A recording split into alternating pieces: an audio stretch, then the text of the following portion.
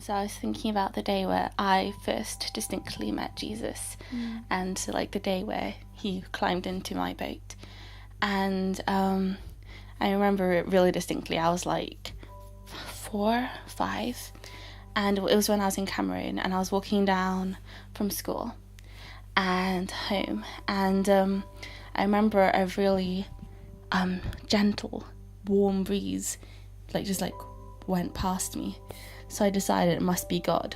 So I ran and caught up with the breeze, so it was completely surrounding me, and it was like a warm, really slow breeze because I was running in it, and it just carried me to the end of the road.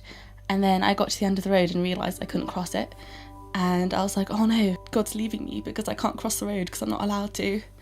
And then I just felt God's voice just say, no matter what it feels like, no matter where you are, I will always be with you even if you can't feel me. Peter was still holding on to his own failure of not catching anything because he was cleaning the nets, and I was slowly starting to realise my own things that I was failing at in life that I couldn't do much about. I got diagnosed with dyslexia, and the teachers weren't really good at explaining that there were pros and cons to having dyslexia. It was only the cons, so it was like, oh great, I'm not just bad at spelling, but I also read slowly. I also absorb words slowly, so when people ask me questions straight away, it takes me ages to figure out what it means. I suppose Peter felt I was just looking at all the stuff, he couldn't do anything about the fact he couldn't catch fish, and I couldn't do all that much about the fact that I had dyslexia. But God definitely used that to humble me a lot. When I was 12, he told me that he wanted me to be a children's nurse, and ever since then I've been leaning on him heavily to help to pass my grades because I didn't think I could. Whenever I have to do something that I know is hard for me, so doing an essay or just little things that are big to me, God is going let down the nets a bit, and I'm I've been up all night, Lord, and I haven't got anything, and that's a lot of the time, but he's always lets me know that no matter how empty my nets are, no matter how empty it feels when I work for hours and end up with something someone could produce in half an hour, it only takes them one time to bring something amazing. And so if I try and come to him with obedience, then he can bring something beautiful out of it. Peter didn't go to the fish and go, oh, these are amazing fish. He wasn't absorbed by the blessing, but absorbed by the person who gave the blessing. That's the catch.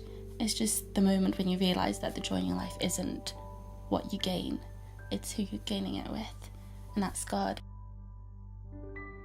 At the end of the day, the miracle wasn't the amount of fish they caught, because the fish were always in the lake, but actually the fact that Jesus brought them to an understanding of his amazing power through something that they do all the time. And I think that's how you fish for people, is you just you let yourself be the bait and let God direct where you go.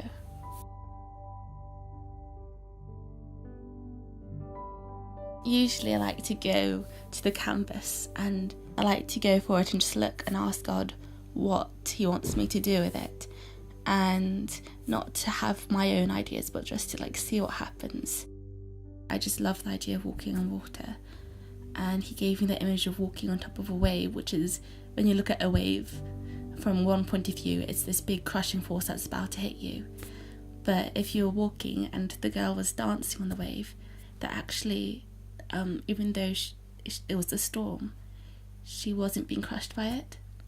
And so God gave me that image, and I just found a way to put it on the paper, and it just fills me with peace and joy, because I know that God cares enough to use my talents to help me grow spiritually.